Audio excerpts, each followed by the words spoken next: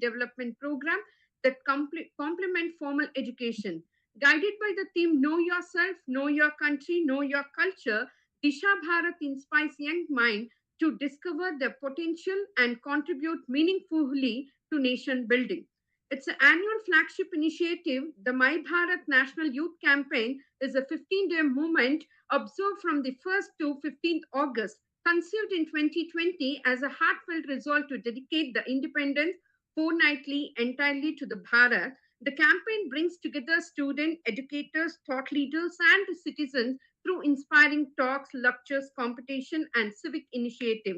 The lecture series is a campaign seeks to instill patriotism, inspire responsible citizenship, and encourage every Indian to think for Bharat, speak for Bharat, and work for Bharat. Once again, good evening to one and all present here. On behalf of the Disha Bharat Organizing Committee, it's my honor to welcome you all for My Bharat online lecture series. This platform being envisioned to bring together all type of a stakeholder to reflect on the theme. Today's theme is Education in Bharat, Learning from Past Shaping the Future. We are privileged to have with us Professor Jagadesh Kumar, Padma Shri awardee and distinguished academic leader. Professor Jagdish Kumar has earned MSc and PhD in electrical engineering from IIT Madras and followed postdoctoral research in the University of Waterloo, Canada. His academic journey reflects a deep commitment of advancing knowledge in the field of electrical engineering. As a professor of electrical engineering at IIT Delhi, Professor Kumar has made a pioneer contribution to nanoscience device design. Beyond his research, Professor Kumar has played a transformative role in academic leadership. He served as a Vice Chancellor of JNU, where he steered the institution through a period of both academic expansion and intense public discourse.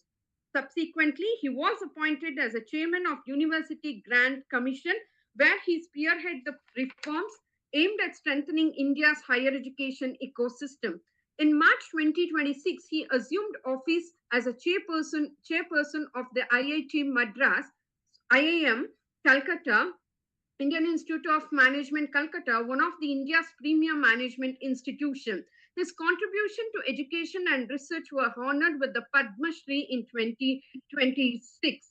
Professor Kumar career embodies a rare blend of scholarly rigor, visionary leadership, and dedication to strengthening India's academic and research landscape. His work continues to inspire students, researchers, and policymakers alike, positioning him as a leading figure in the advancement of higher education and scientific inquiry in India.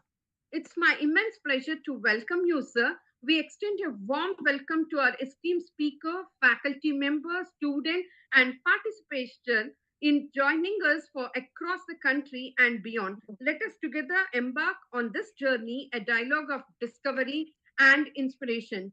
Today, as we reflect on the theme, Education in Bharat, Learning from the Past, Shaping a Future, we look forward to his insight and how our nation can draw strength from its rich educational heritage while preparing to meet the challenges of tomorrow.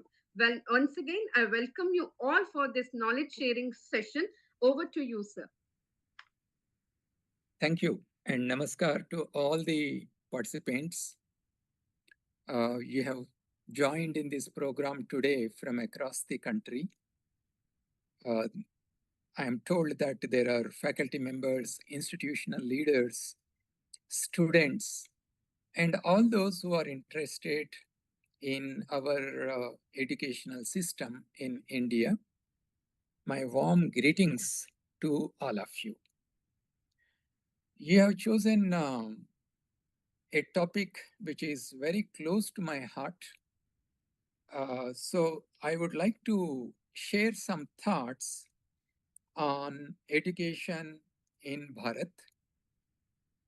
Before I speak, friends, I'm reminded of one of most powerful moments in Mahabharata. When Arjuna stood in the battlefield, he did not lack ability. or experience or commitment. But yet, he hesitated to take this step forward because he thought the situation was very complex. And that is when he asked questions. And Krishna explained very patiently to every question raised by Arjuna. And the conversation extended to 18 chapters in Bhagavad Gita. But the most important aspect of this conversation is at the end of this discussion, Krishna, he did not take away Arjuna's freedom. He said, he told Arjuna, reflect on everything that I told you and then act as you choose. That is extraordinary leadership. What it means that good guidance does not replace your own judgment. It only enables better judgment. And Arjuna says, my doubts have gone. I stand firm. I shall act. Now, between these two statements, there is this entire journey of reflection, reform, understanding, deciding, and then finally implementing. Now, when you take this important moment from Bhagavad Gita, and from this perspective, if you see our higher educational institutions today, we had few years of time to reflect on the national education policy. NEP 2020 was announced in 2020, about 6 years ago. When it was announced, of course, questions were necessary, consultations were necessary, the preparations were necessary. However, we cannot permanently remain in the stage of deliberation. Time has come for us to say, Karishye, I will act as Arjuna has said. And one of the beautiful aspects of the national education policy is that, as Krishna has said to Arjuna, act as you choose. Today, every university, it doesn't have to follow an identical pathway. The national education policy provides you enough flexibility, recognizing the diversity of our educational system. You could be a large residential university, or a rural college, or a technical institution, or a multidisciplinary private university. All of you can decide to have different implementation plans based on your own capability, based on your own vision that you have set for yourself. The flexibility inbuilt in the NEP 2020 allows these diverse institutions to choose their route. It does not require them to postpone from acting. Now, when you look at our educational system, I said, like Arjuna, he had the strength, the commitment, and the courage, but he hesitated to act. Similarly, if you look at our educational system, today we say that our students lack experiential learning. We say that our education focuses more on rote learning, memorization. Our students do not have access to multidisciplinary education. They specialize deeply in a particular domain. Our students do not have much flexibility to drop out and then come back into the educational system. There are many, many things associated with our educational system we often discuss, and we wish that those things are changed to a better system. But if you go back into our own educational system, let's say the educational system that existed in India in 18th century, for example. In 18th century, the uh, the British, they conducted a survey to find out what is the status of education in India. I will take one example, and this information is collected in Dharampal's beautiful book, The Beautiful Tree. And he narrates a survey. There were multiple surveys. I will take the example of the Madras residency. The governor of Madras residency, he wanted to know the status of education in all the districts of the Madras residency. And the residency received the data from nearly 21 districts ranging from Ganjam to Tirunelveli to Malabar. And they surveyed about 12,500 schools. They are described as schools and also as colleges. And they were serving about 1.285 crore students. And what is interesting in these schools is that um, Indian languages were the normal languages of learning. They were learning in Tamil, Telugu, in West Bengal, in Bengali, and in all kinds of Indian languages they are learning. And the other thing that they found is that what they are learning is connected to the daily life. For example, the mathematics they were learning, it is related to the weights, measures, money, numeration, and they were using this mathematics for commerce, for agriculture, for finding the weather patterns and so on. So it is closely related to the needs of the life. And then the British survey found that our education system in 18th century is heavily based on apprenticeship. It formed a strong learning path for the students. And this apprenticeship happened in various areas. It could be, for example, agriculture, or it could be metallurgy, connecting the heritage with the different kinds of metallurgical processes. They were also studying higher learning. For example, many students were studying medicine. They were studying the temple architecture. The beautiful aspect of the Indian educational system in 18th century was that it was highly inclusive. For example, if there is a particular district in Madras residency, if there were 10,000 students in that district in the school and college system, more than 90% of the students were from socially and economically weaker sections, meaning that our education system was highly inclusive. And what did they find?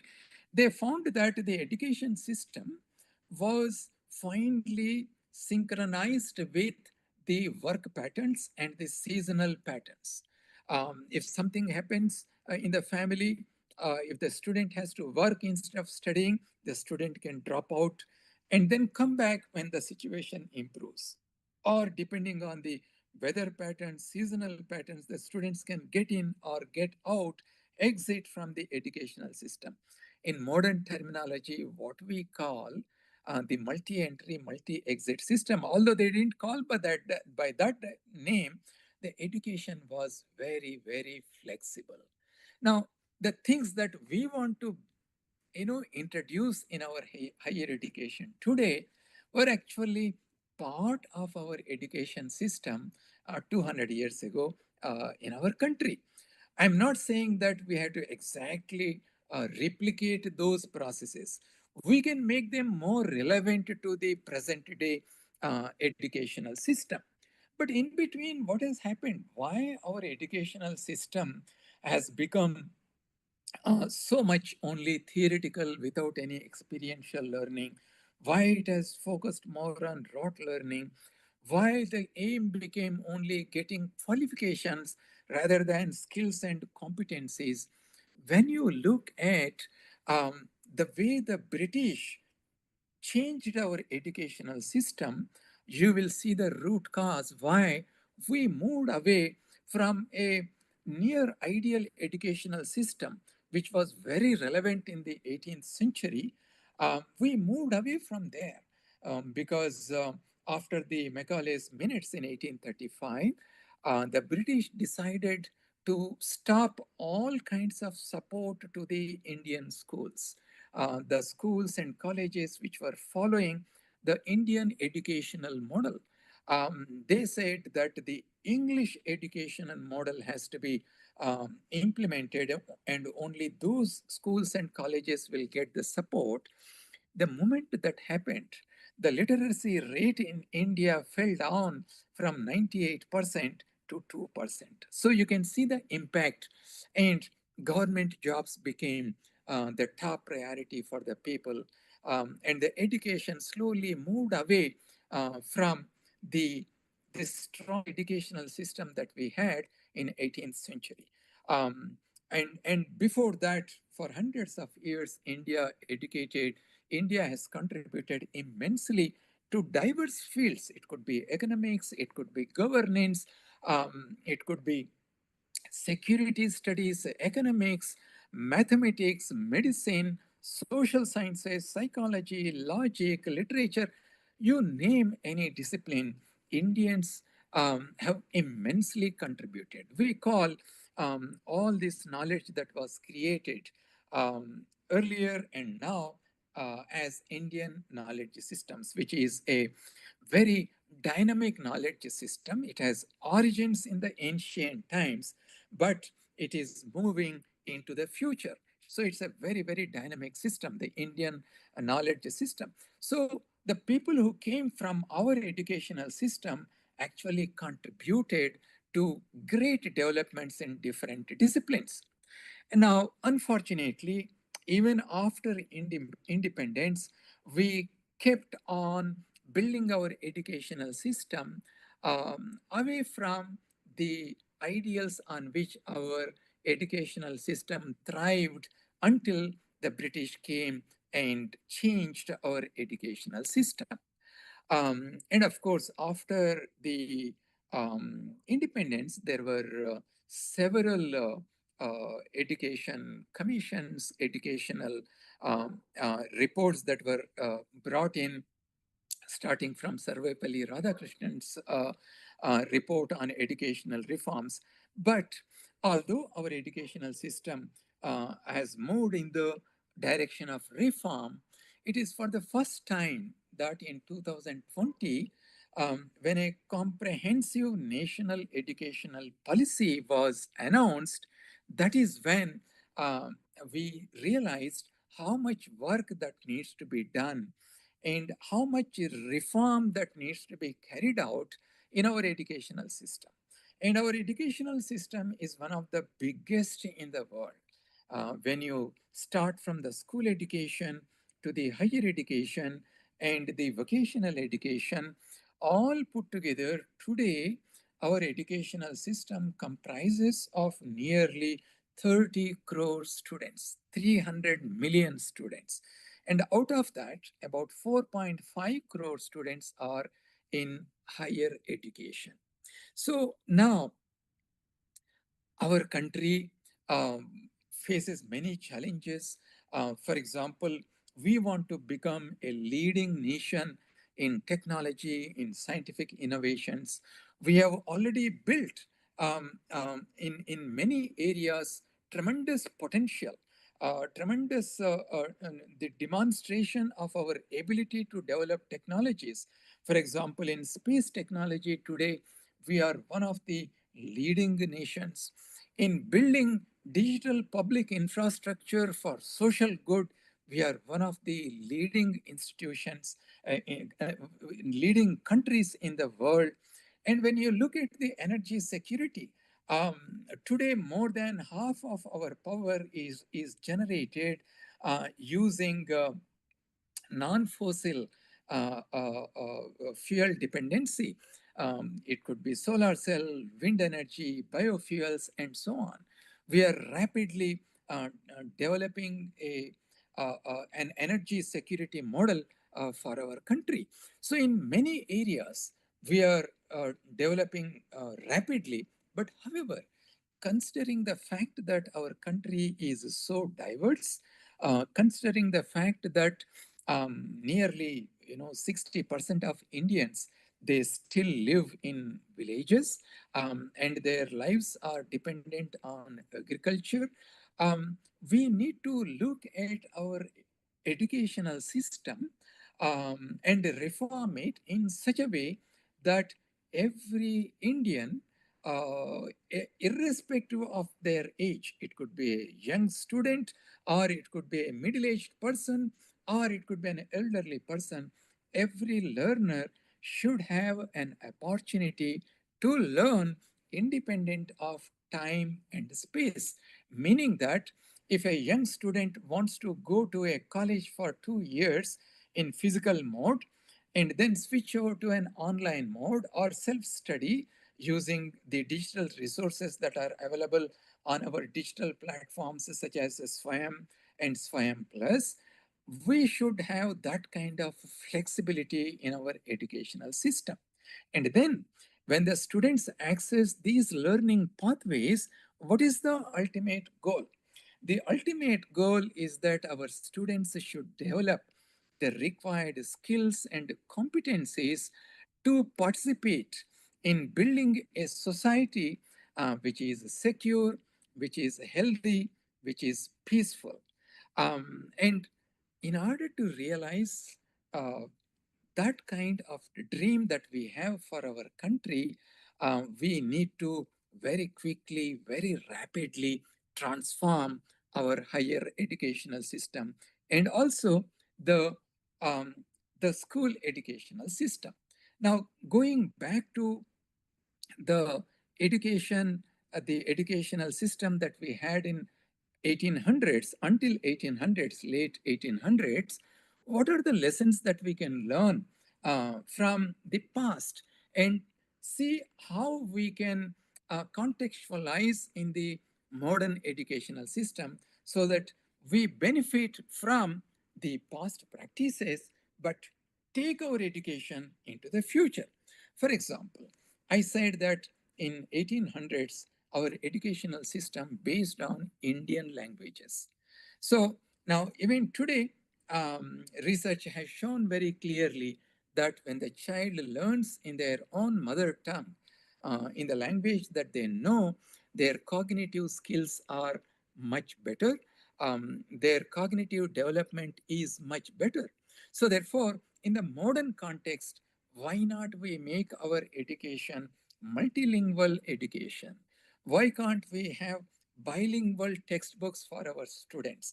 Why not we develop appropriate scientific terminology for the scientific terms, technological terms uh, in Indian languages? This is very, very necessary because, as I said, nearly 60% of our youth, they live in villages and they study in the school education, they carry out in their mother tongue, and then when they come to the university, they suddenly find that our higher education is offered in English, and they find a huge barrier here. And that's the reason why we must have multilingual education, and we must create an ecosystem in the classroom and outside the classroom where students should not hesitate to ask a question to their teacher in their own mother tongue or in an Indian language that they know. So this is where I think all our universities and colleges have to work together. Now, I said that in 1800s in our educational system, um, there is commercial mathematics. There is mathematics related to agriculture, the weather patterns, and so on. Meaning that, what is the meaning of that? Mathematics should solve real life problems. In the modern context, how do we make sure that in the education that we provide to our students, can we make our mathematics connected with, for example, the finance, the data analytics, the local enterprises, the farming, and the agriculture? So you need to relate what we teach in our classroom to the real life problems. And I said apprenticeship was a major part of learning in earlier Indian education models. What stops us from introducing apprenticeship, more experiential learning in our both school education and also the higher education? I will tell you a little later many of the frameworks and the opportunities that we have already created for the colleges and the educational institutions to introduce this experiential learning to our students. And we also noticed in our earlier education that there was more peer learning. Students were learning together. Um, Whereas that kind of peer learning, the team problem solving or working on a project together by bringing in together students with multiple knowledge base, that has completely disappeared from our educational system. So why can't we do that? Why can't we have teacher guided peer learning and introduce group projects in our educational system? Already there are frameworks which have been issued by UGC to make this a possibility. And national education policy very clearly says that the regulators can come with broad national guidelines. But within these broad national frameworks, such as the National Credit Framework, the universities and colleges should innovate, should design their own degrees, their own curriculum, their own syllabus. It could be content which is more relevant to that particular stage or even to a particular district, so that the learning of the students happens with relevance to the living system around them, while the learning outcomes are broadly within the national learning standards, so that students can move from one state to the other state easily, so that the mobility of the students from across the disciplines or across the institutions is not hampered. So now, another very important thing that I mentioned in our educational system in the past is that inclusivity. So, how can we build in that inclusivity today? Because inclusivity comes from different perspectives. We need for students financial inclusivity, we need for students social inclusivity and language inclusivity. So why not we create systems, frameworks which will ensure that students, irrespective of their language barriers, financial difficulties, or social disadvantage they may have, none of these should prevent a student from accessing the kind of learning that the student wants to access and participate in the economic growth of our country. So, friends, there are a lot of things that we can actually learn from our own Indian educational system. And that's the reason why the national education policy says that the future of Indian educational system should be based on our Indian ethos, our Indian roots. So we need to contextualize this.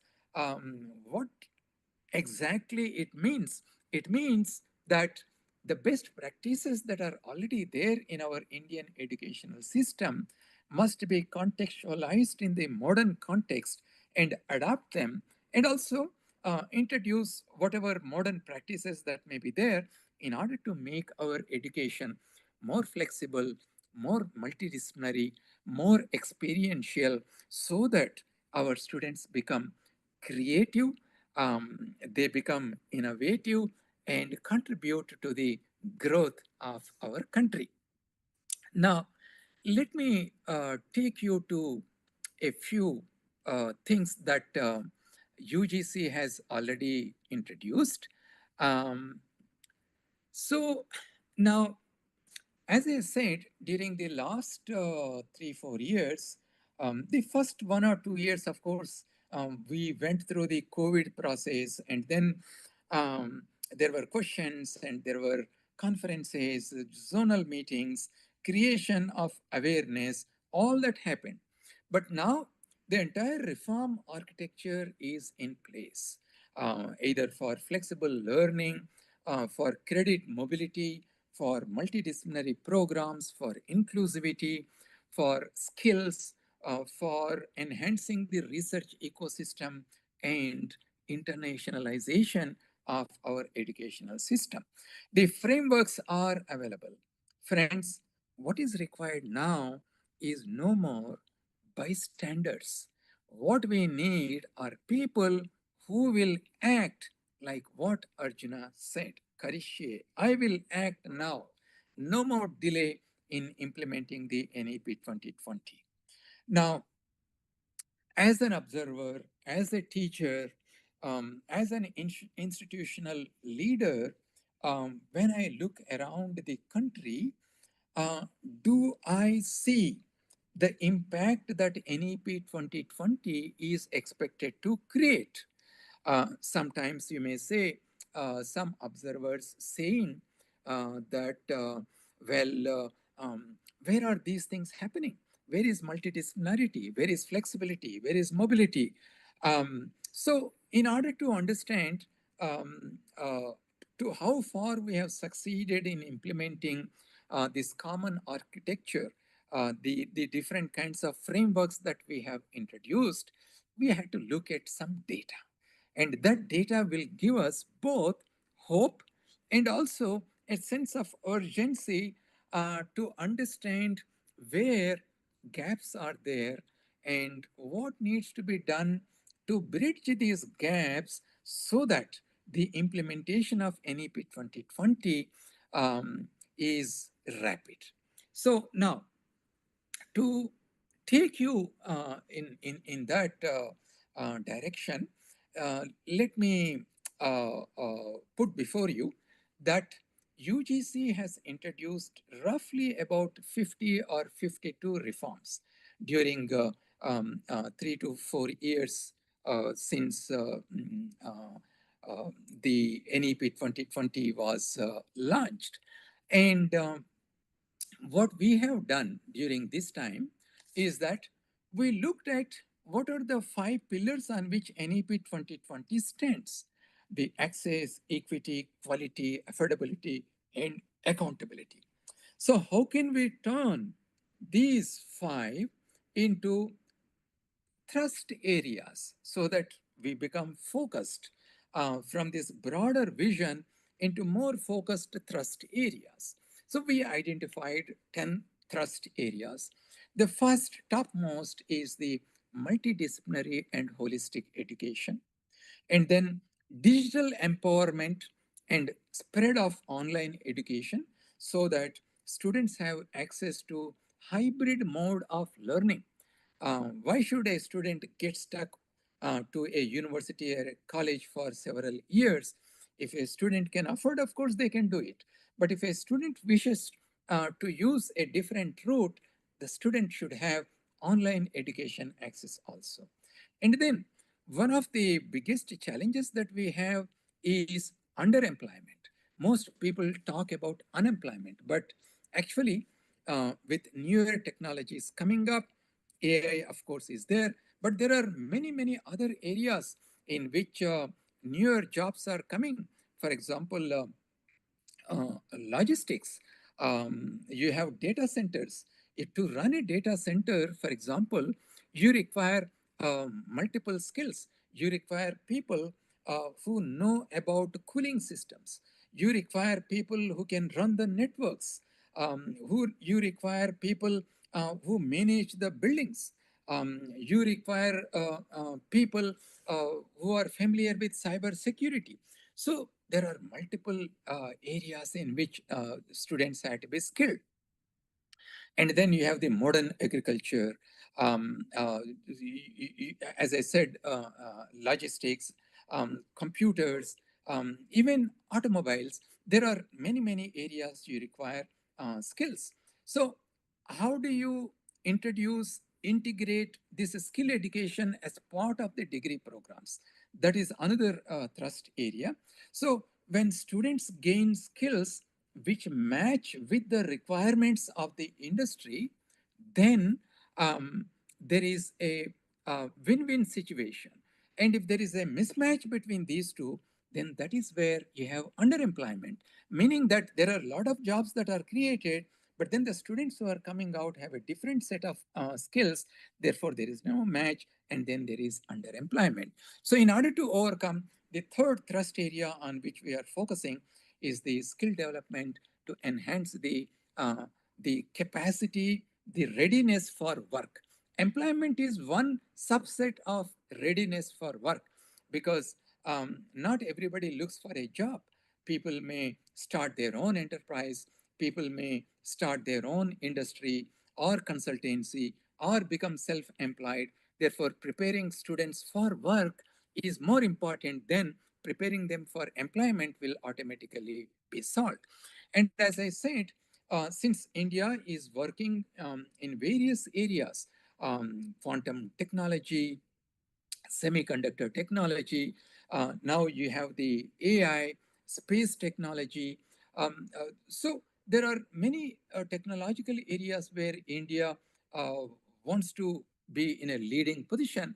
Therefore, the another thrust area on which we are working is strengthening the research, innovation, and entrepreneurship capabilities in our university system. And as you know, teachers are the pillars of our educational system. So, therefore, we must work on capacity building of our teachers. And as I said, um, Lord Krishna is a great example of leadership. Lord Ram from Ramayana, when you read his story, you understand the leadership qualities of Lord Ram. Um, the ability to take risks, the ability to build teams, the ability to have perseverance to achieve the goals. These are the qualities of leadership. So we also have to focus on governance of our institutions. Um, what kind of leadership our universities have, and how they build the next level of leadership within the universities by delegating the powers, by introducing more technology in the university system, by making the university functioning more transparent, by creating public trust. So, governance is another important thrust area for us. And then, when we say that our educational system must provide high quality education to our learners, how does a university know it is providing the required quality of education? And that happens through the process of accreditation. So we are bringing in many reforms in the accreditation process.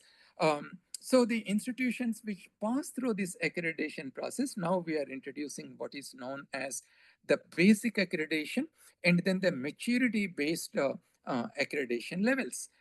So we are saying that every institution must go through this basic accreditation and see for yourself that you fulfill these basic requirements in order to provide quality education. And then the other area is the inclusive education, equitable education. There are already many schemes that have been brought. Multi-entry, multi-exit scheme is one.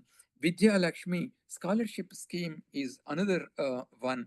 And then female student entry into STEM areas, into the engineering education. How do you make some of these areas in which globally, including in India, there is less female representation? How do we increase this female representation in some of these areas traditionally in which you didn't see large number of female participation? So how do you introduce more inclusivity? So this is another thrust area. And as I said, the Indian languages, how do we introduce Indian languages into our educational system? Not just only in the school system, even up to the higher education system. In future, our master's degrees, our undergraduate degrees, we should be able to offer in our own Indian languages. But it doesn't mean that our students will not learn English. English and other foreign languages, our students are most welcome to learn and use them as communication tools.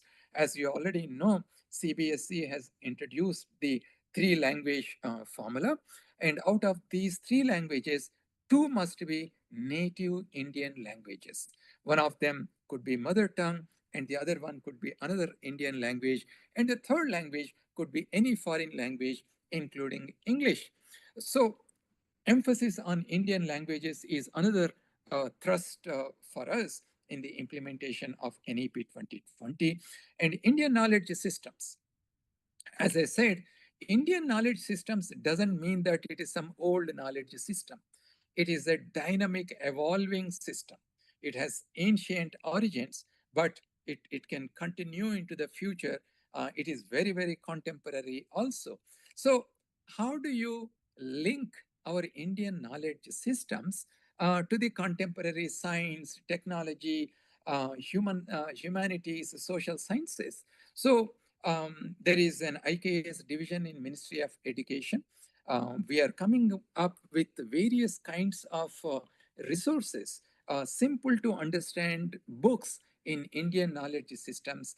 And UGC is also working on creating model syllabus for UG and PG, where Indian knowledge systems are also included alongside the contemporary science, technology, humanities, and social sciences. Large scale work is already being done that, and many universities are already implementing that. And then Indian education system can also be a model to the global learners. And that's the reason why NEP 2020 said that we must internationalize our Indian education, meaning that our educational institutions should go to the rest of the world and establish our Indian campuses there, which is already happening. IIT Delhi, IIT Madras have already established it. IIMs are establishing it. Uh, Universities also will establish following the guidelines of the Ministry of Education. And then we also want to open our doors to the students who are sitting in India. Of course, yes, many students who are capable of going abroad and stay there and study there, they will continue to go there. But what about those students who wish to stay in India but access high quality international education? And that's the reason why UGC came up with the two models. One is the twinning joint and dual degree program, where an Indian institution can collaborate with a foreign institution and send their students for a semester or two there. The other model is that the foreign institutions, top class institutions, can come to India and set up their campuses here. As you already know, UGC has already given approval to about 17 institutions to set up their campuses. Some of the campuses have already started, and the others are in the process of establishing their campuses in India. So, friends, so these are the 10 thrust areas in which we are asking the educational institutions to start implementing the NEP 2020. Of course, there will be challenges in implementing. And that's the reason why the UGC regulations or the UGC frameworks do not say that everybody has to start. For example, when we started the 4-year undergraduate program, we said only those institutions which have the capacity and the teaching resources and the willingness to start, you can start the 4 year undergraduate programs. And I'm glad to inform you that I have the data here. There are at least the 4 year undergraduate programs are started in at least 400 universities across the country. We, of course, have 1,200 universities. That means we need to work hard and then bring in more educational institutions into this. So, similarly, when we launched the apprenticeship embedded degree program, it's a very interesting program where the student can actually work up to 2 years in a 4 year undergraduate program in an industry. And clear guidelines and SOPs are introduced by the UGC. And already many universities are introducing these apprenticeship embedded degree programs. Our last count says that I'll just tell you the data that I have. About 107 educational institutions have introduced the apprenticeship embedded degree programs. That means the students, while studying the degree itself, they will gain on the job experience so that by the time they complete their degree, they are ready to be absorbed. And these apprenticeship embedded degree programs are introduced in Bachelor of Arts, Bachelor of Science, Commerce, Management, Computer Applications, Agriculture, Engineering and Technology, Aviation Services and Air Cargo, Journalism, Horticulture, Forestry, and many, many interdisciplinary studies. So it is time, therefore, that the educational institutions implement these programs as quickly as possible. And Professor of Practice is another interesting example. Now, several hundreds of universities are introducing the Professors of Practice scheme, and thousands of industry experts are joining the universities as professors of practice. So, when you look around, there is rapid implementation of the NEP 2020, but there is still a lot of work that needs to be done to make sure that as many institutions as possible will implement those aspects of the reforms which are immediately relevant to them, which are immediately doable to them.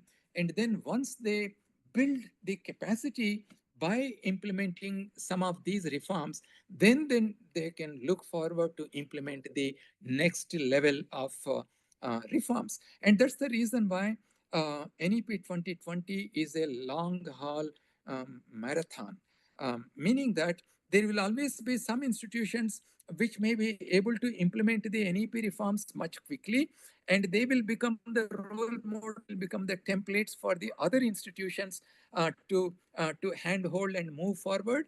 And there will always be some institutions which are in a state where they require some kind of hand holding, they require some kind of guidance in order to introduce these reforms into these educational institutions.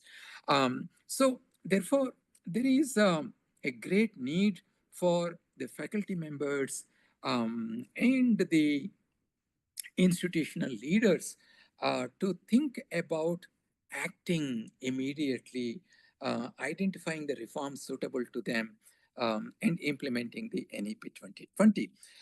Of course, there are many other things that are going to happen. One of the things is the regulatory system that we have in our country, which is a very, very diverse regulatory system. And NEP 2020 has said that this regulatory system has to be has to be fine-tuned. You should have an integrated regulatory system with light but tight kind of regulations, by giving more autonomy to the educational institutions, by giving more space to them to innovate, to design their research, their academic programs, and not interfere in the day-to-day functioning of these educational institutions. So this is called the Vikasit Bharat Shiksha Adhishtan.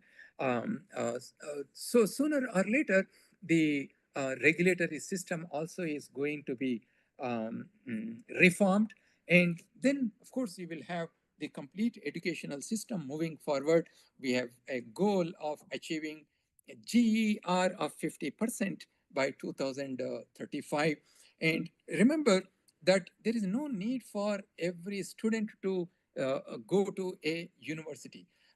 There is no need for every student to acquire a degree because, as I said, many students who come from the rural backgrounds, from the socially and economically weaker backgrounds, for many of them, they want to get a job, they want to get into working, and they want to support their family. So, therefore, as educational institutions, we need to think about whether we are refining our curriculum to meet the aspirations of these large number of students who would like to support their family.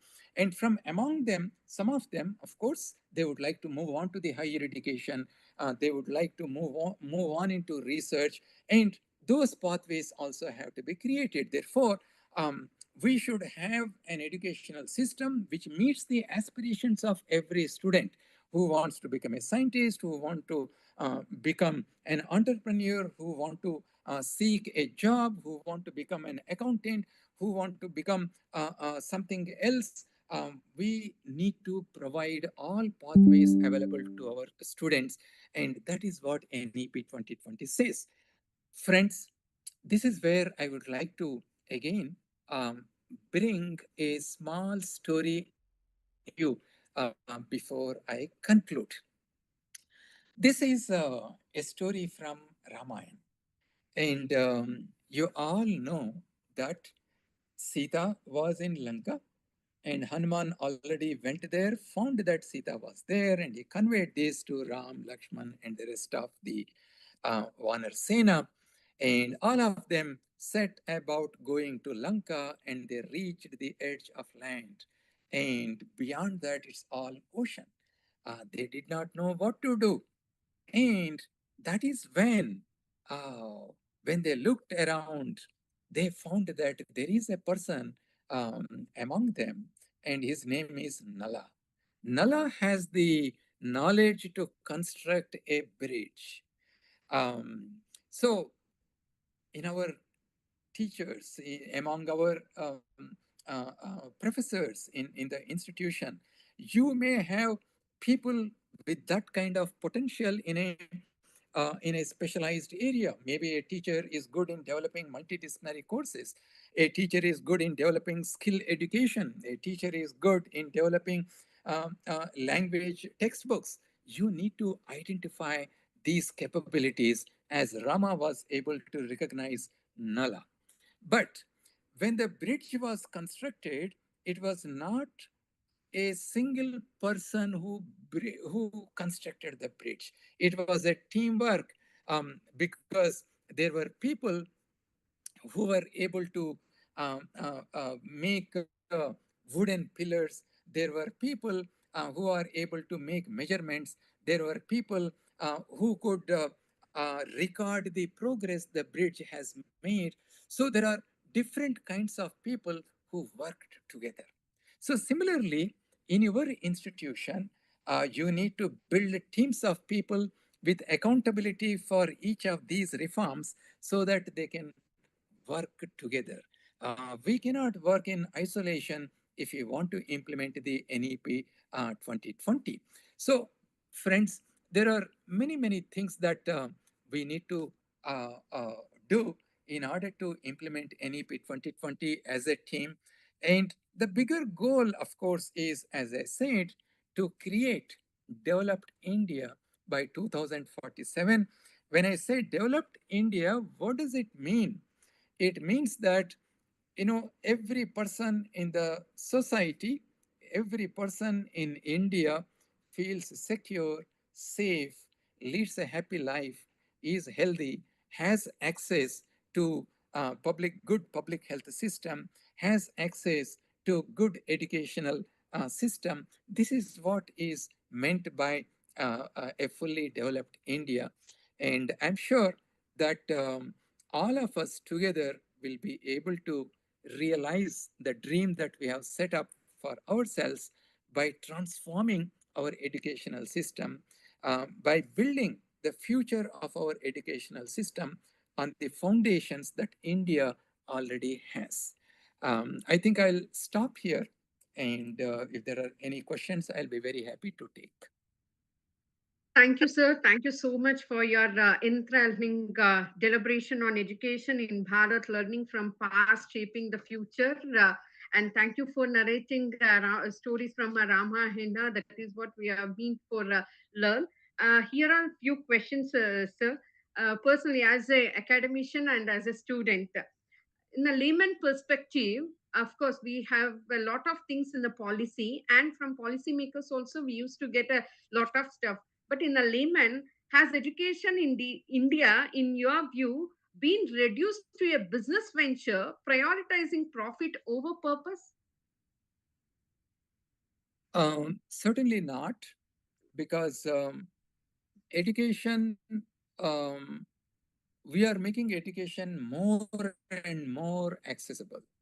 Uh, we have close to about 1,200 universities in the country, and a majority of them, more than 500 universities, 520 universities are state universities, and nearly about 150 to 160 institutions are central government funded institutions.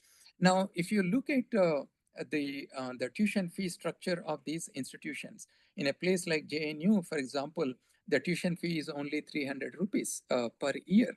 And in many, many of our government educational institutions, especially for those students who are coming from, let's say, if I take a category wise, from SC category, from ST category, and from the OBC category, you see that during the last few years, the number of students who are getting admitted into our educational institutions has actually increased. Similarly, in the case of inclusivity from the perspective of the women students, there are more women students now in STEM than 10 years ago. And for the first time in JEE, more than 10,000 students, female students, got qualified in 2026. And with affirmative actions such as 20% supernumerary seats in IIT system, you see more female students getting into STEM and engineering areas. I believe that our education is becoming more inclusive now. And as I said, the Vidya Lakshmi scheme, it gives you a collateral free loan in any discipline that you study. Earlier, of course, it was easy to get loans for studying engineering and such professional programs. But now in non-professional programs also, the loans are available. And there are many, many private institutions also, which are based on the concept of philanthropy. And they are also doing extremely good work. So therefore, we should continue to make sure that our education is more accessible, more inclusive, and there should not be any element of commercialization. Thank you, sir. My next question is, as education is a state of subject, what are the challenges of NEP 2020 or any other government schemes to implement effectively in all the states of India? Because still few states in India has not accepted the NEP or has not implemented NEP due to other reasons. So what Mm. is the major challenges?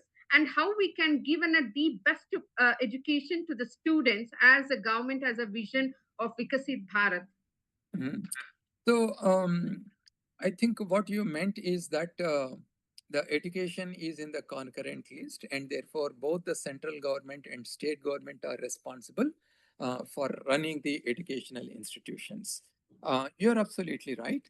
And NEP 2020, the the reforms emanating out of NEP 2020 and the objectives which the NEP 2020 has set itself to achieve, uh, these, I don't see that there is any objection to any of those things. For example, very quickly, if we want to make our education more flexible, if we want to make our education more experiential, more focus on the local language of the state, I think all these things are very useful to any state. And I also see that many states are now introducing the 4 year undergraduate program, multi entry and multi exit. So, what you are saying, some states are opposing. Many states are actually implementing this, but we have also said uh, the Ministry of Education, the founders of the NEP 2020 also have said that um, call by any name, as long as the objectives of the NEP 2020 are achieved, it's good for our country. It's good for every state. So you may call it state education policy, you may call it by some other name, but as long as the objectives of the NEP 2020 are achieved, it's good for all of us. Thank you, sir. My next question is, as you mentioned, by 2047, we want to focus on enhancing a GR rate, that is gross enrollment rate, up to 50%. Mm, In this regard, how university balance individual ambition with social responsibility? mm, mm. Because many of the students are successful, but they are not sure what kind of a contribution to make to the society to build a Vikasit Bharat. Right. Um, I think our young people are now more aspirational. If you look at the startup ecosystem in our country, we are the third largest in the world. We have now more than, I think, 2.6 lakh startup companies in the country. And nearly 70% of these startup companies are coming from tier 2 and tier 3 towns and cities. And many of these youngsters, they are not from these top notch institutions, meaning that even if they have studied in a district level or in a not so-called, in quotes I am saying, an institution like Definitely. IIT, they have immense potential, and that's the reason why they are doing it. And see, if our economy is growing so fast, if we are one of the fastest growing economies in the world, and if we are becoming technologically stronger as a nation, it's all because our young students have this aspiration, this potential to contribute to our country. So, therefore, I think let us have trust in our young people's capability to build and to nurture and to contribute to the development of our country. Thank you, sir. If AI can provide students with the instant access of information, what should the students can actually spend their time in learning in within the four walls or beyond the four walls? Okay. Um, you see, there are three spheres in which rapid changes are happening. Sphere one is knowledge. Today, there is, as you rightly said, there is immense information, but the ability to transform this information to knowledge, which can be used to guide us in our actions, that will ultimately decide which country will be successful. The ability to convert information into useful knowledge. And for this to be able to do, our students must develop the ability to question, to design, to build, to verify and explain this knowledge. These are the abilities that they must develop in this AI world in order to lead in this knowledge sphere. And the other sphere, which is rapidly changing, is the work sphere.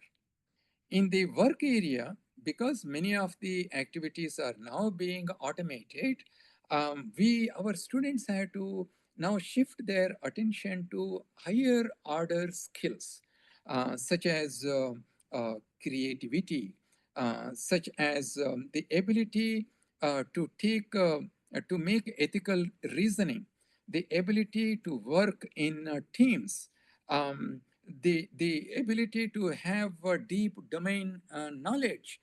So these are some of the higher order skills that they must acquire in order to lead in the workplace.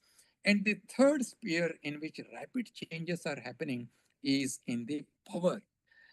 If you look at the international scenario, the geographic and the geopolitical uncertainties that are happening, if we want to become a country whose voice is heard, who can provide leadership to the rest of the world, then in the work domain, it is only those countries which have the computing, which have the models, and which have the data. They will decide the markets, they will shape the culture and the society. Therefore, it is essential for us to develop those scientific and technological abilities to build our own chips, to develop our own models. And of course, the data is something that we intrinsically generate in our country. Immense data is there. So, therefore, our young people have enormous opportunities to excel in the domain of knowledge, in the domain of work, and making India a powerful nation in the world. Thank you, sir. I have one more question now.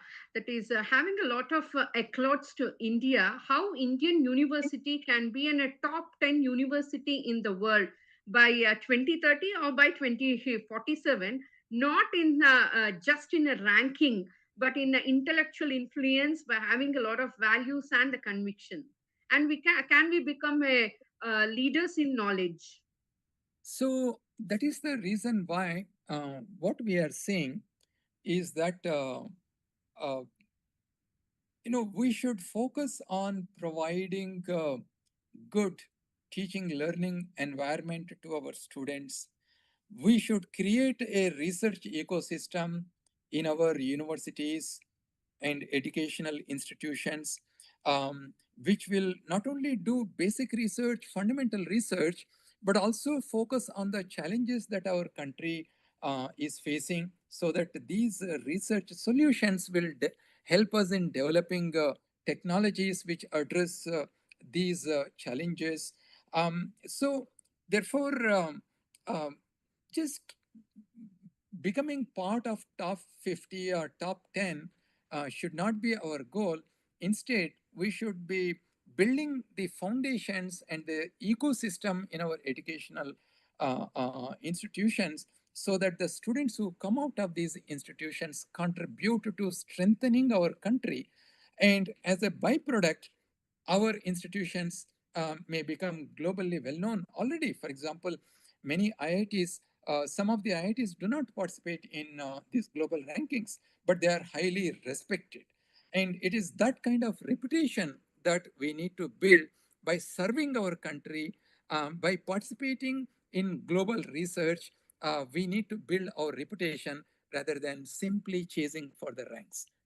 And by implementing NEP 2020, that dream is a possibility that we can all achieve. Thank you so much, sir. And one more question is, what is a one quality that distinguish an exceptional teacher like you from merely a knowledgeable teacher? Because we want to bring a NEP implementation and we want to be in a top leaders in the education field also in the coming days. So, what is the role of a teacher? Being an exceptional or being in a knowledgeable teacher? I think there are multiple things that embodies a teacher. A teacher cannot be defined by any single parameter, primarily because what the teacher says, what the teacher teaches the students is going to shape the future of these young people. Therefore, every teacher must uh, develop a set of values and develop a character for themselves, so that they become um, a mentor to the student.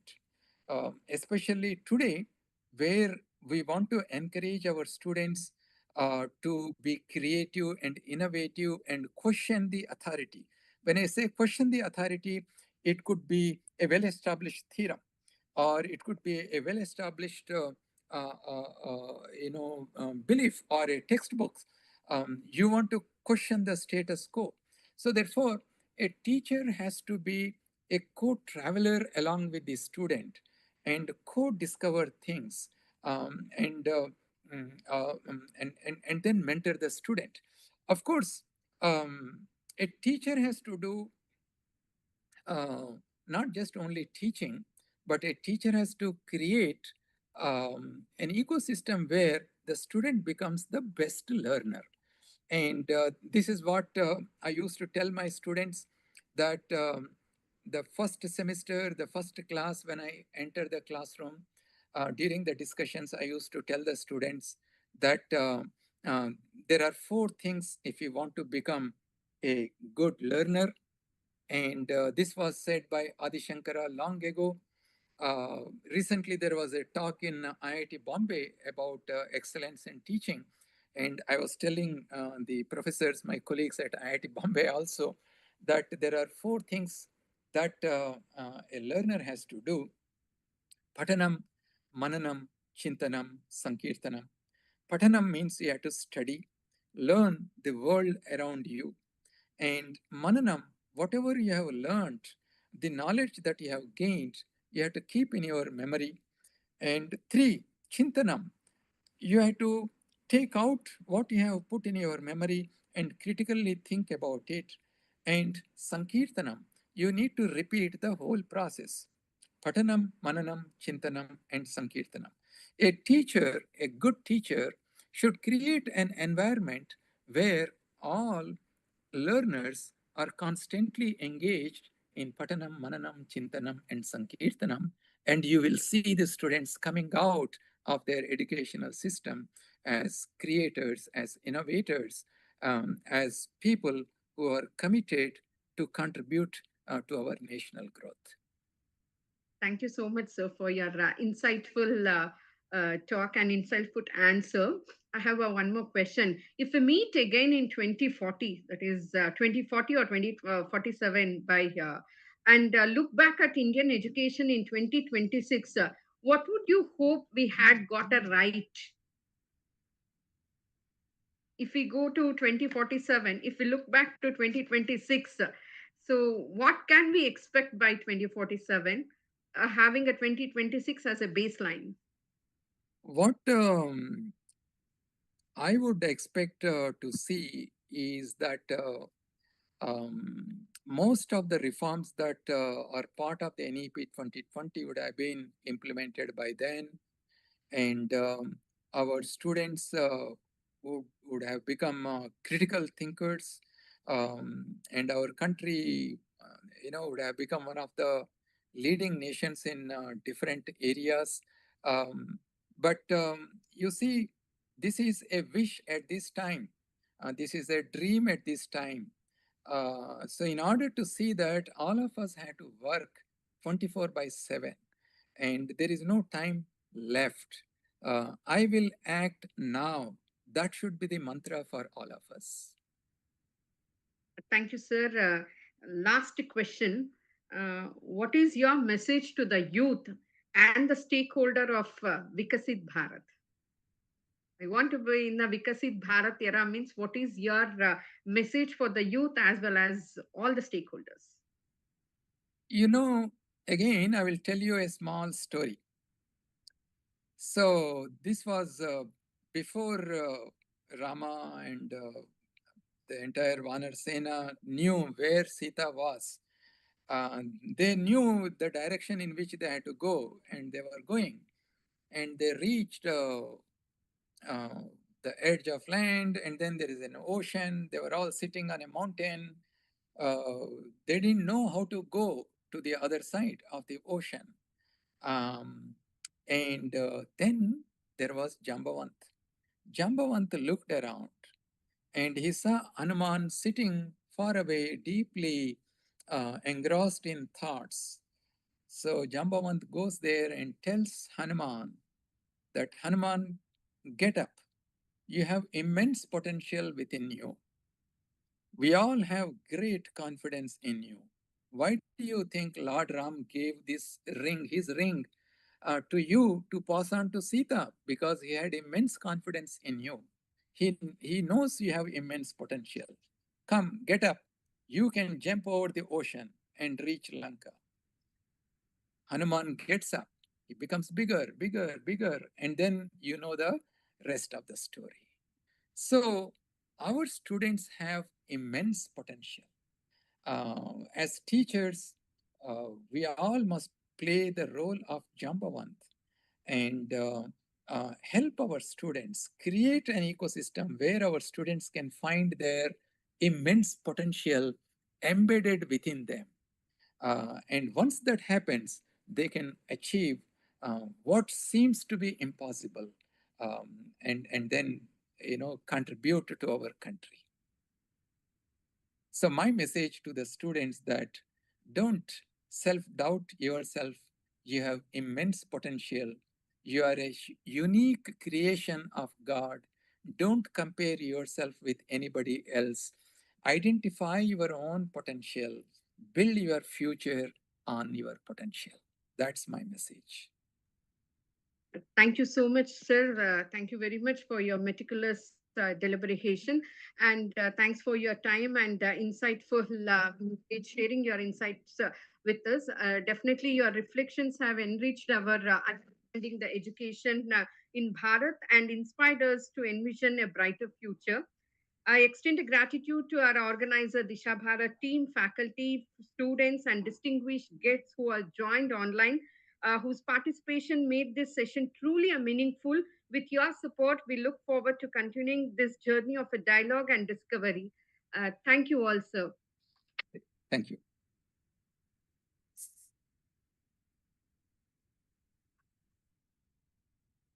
Thank you all. Uh, as we conclude today's session, tomorrow we have day 14, talk by the student on the occasion of 80th Independence Day on live sketch of Pandit Shamji Krishna Verma and Bharat and Youth, India's journey from 1947 to Atmanirbhar Bharat, more awaiting discourse from the students where we can have a lot of insights and lot of leads how can be in a Bharat will be a Vikasit Bharat. And in the evening, we have a talk on My Bharat, Understanding a Great Socio-Cultural Civilization by Sri Amit Tripathi, author Mumbai, exactly at 7 o'clock tomorrow.